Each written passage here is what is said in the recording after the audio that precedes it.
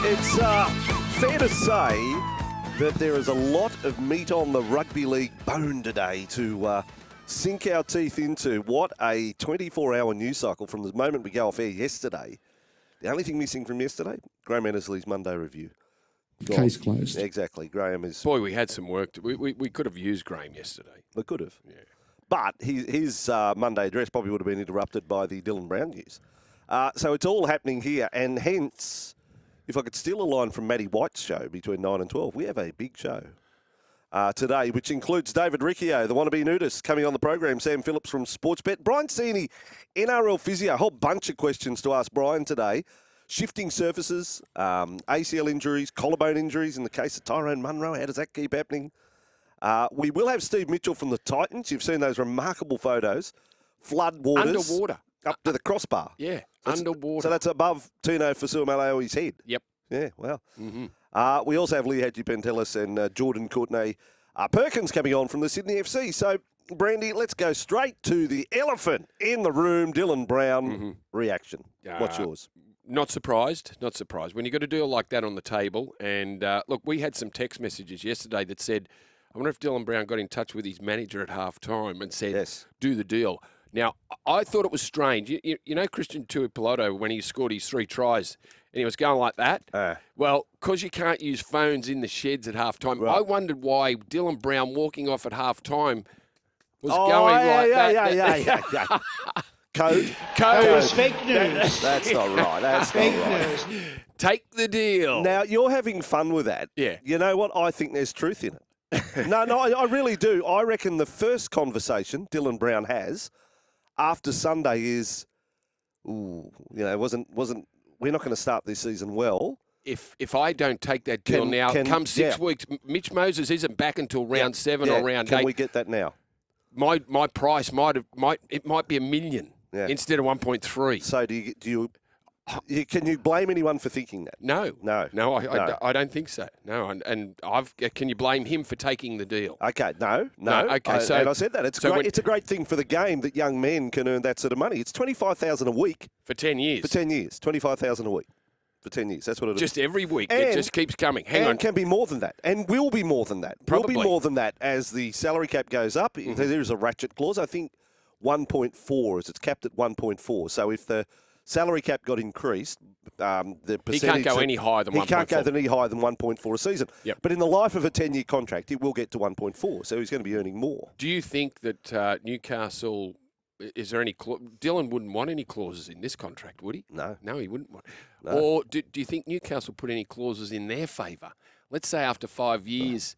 Dylan, you know what? We can say goodbye. Well, maybe an arthritis clause. It's 10 years. Is that long? Like something. Well, he'll be 35. If you get yeah, I just now. I don't do it. See, I'm not sold on Dylan Brown's not the player I build a side around. So therefore, if I'm Newcastle, I'm not doing it. No, he's not that good.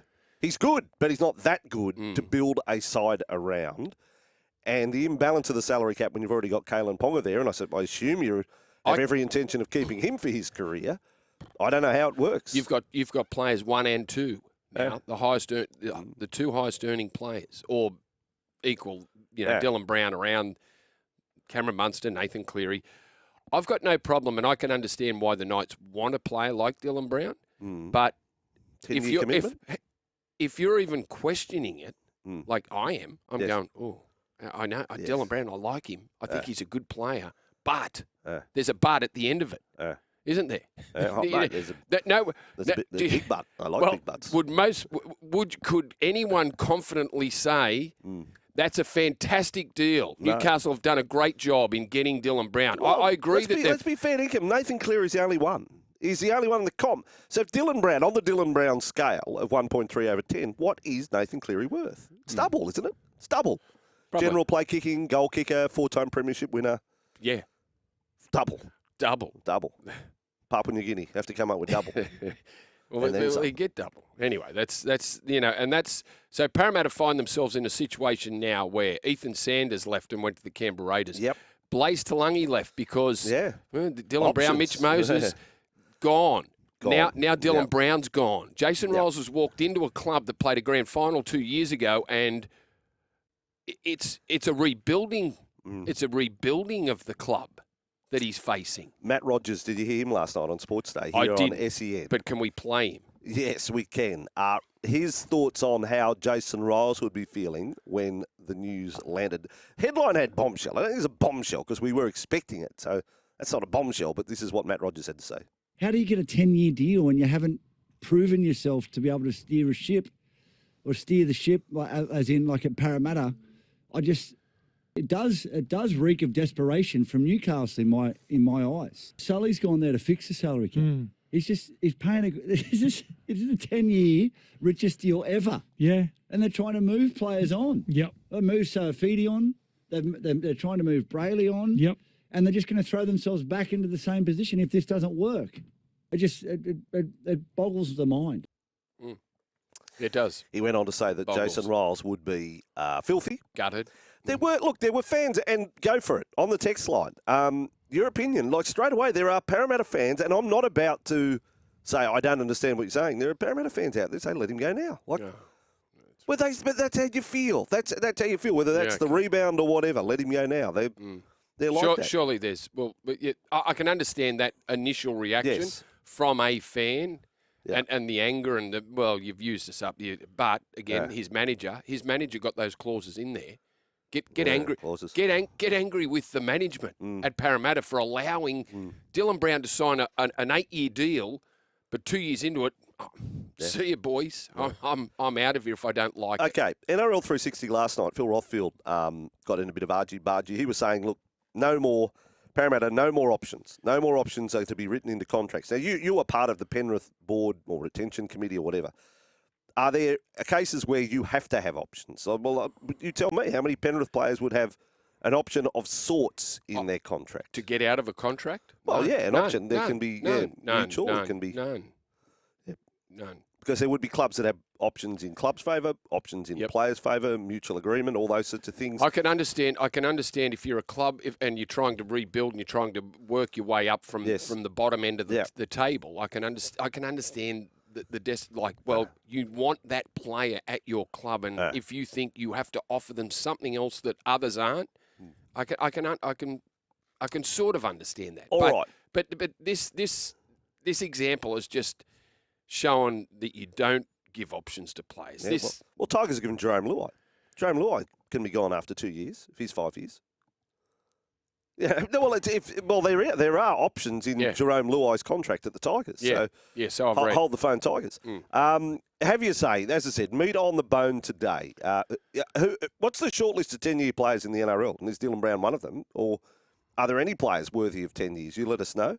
0457 736 736. Yay or nay to the Newcastle Knights deal? Yay or nay to Dylan Brown? Parramatta fans, express your opinion. I'll throw another thing in the mix today. I'm definitely a nay about getting rid of Dylan Brown now.